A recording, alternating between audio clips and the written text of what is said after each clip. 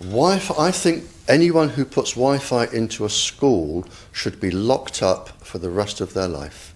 I really do. I think they're not fit to walk on the surface of this planet because they haven't looked at the research, and whatever incentive they have, it is not worth the genetic problems that parents are going to face with their children when they're born. And if you think of a single parent, a mother, who has a genetically deformed child, that particular mother will feel guilty because she gave birth.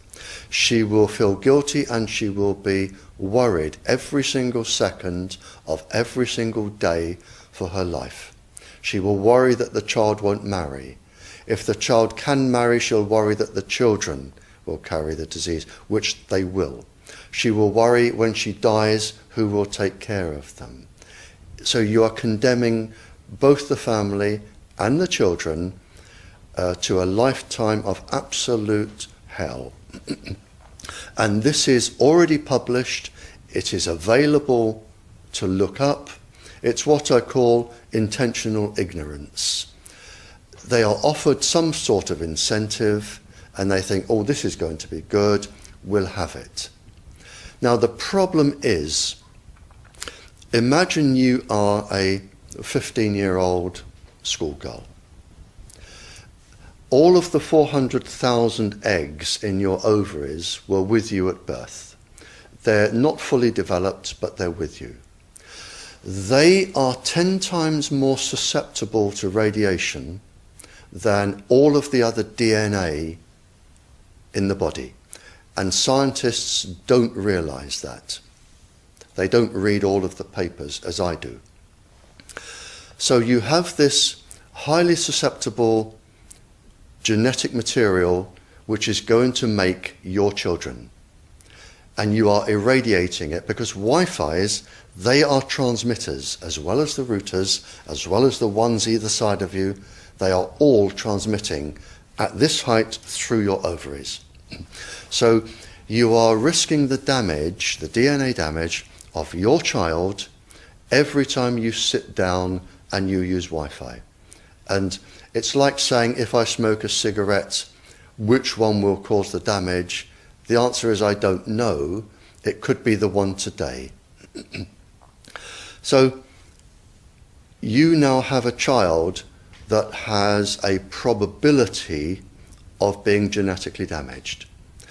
But the real damage is when that child grows up.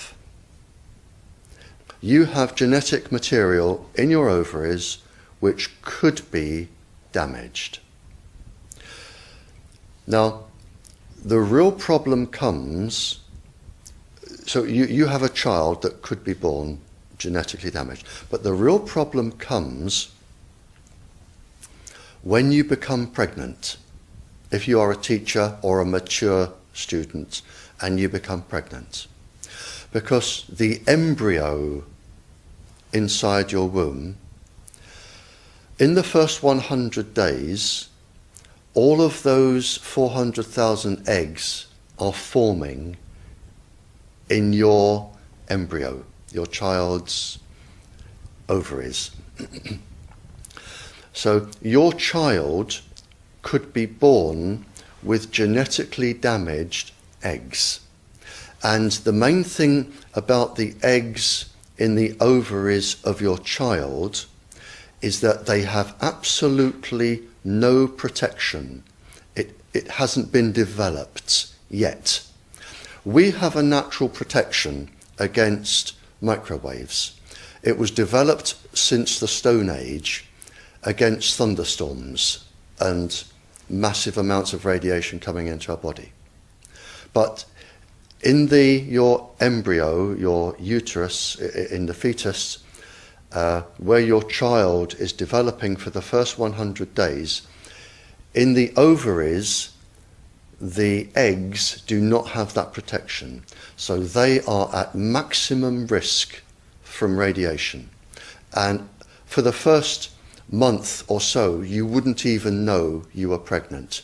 you wouldn't even be taking precautions. That is the main danger area. So you give birth to a daughter,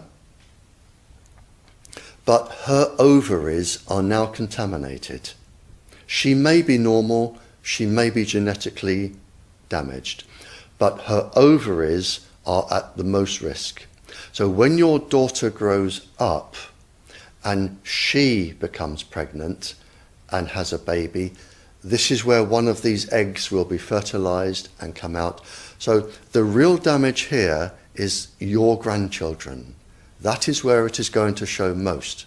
And we already see this in animals that have reproductive cycles of a year or 2 years or 3 years.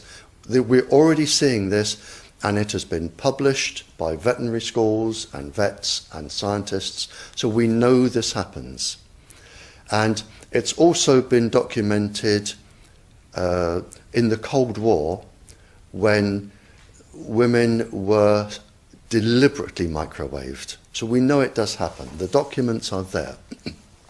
And what you're risking by putting Wi-Fi into schools is the future generations of all of these girls.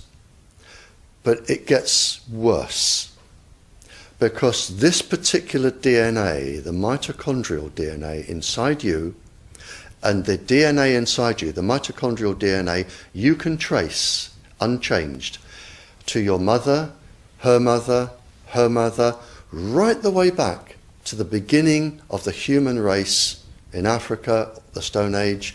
You can trace your ancestors, if you could, right back to the very first lady.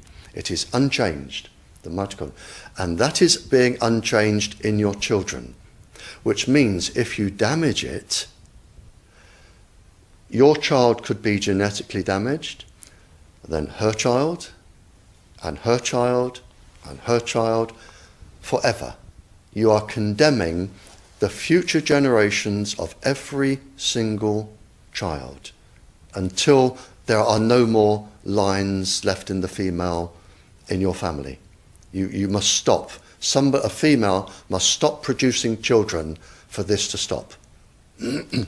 So when you put Wi-Fi in schools, what you're saying is, for the sake of a little bit of money that saves getting a workman in to drill holes through the walls to feed cable, because it's cheaper, we're just going to put Wi-Fi in, but you can have genetically damaged children for the rest of your family's career.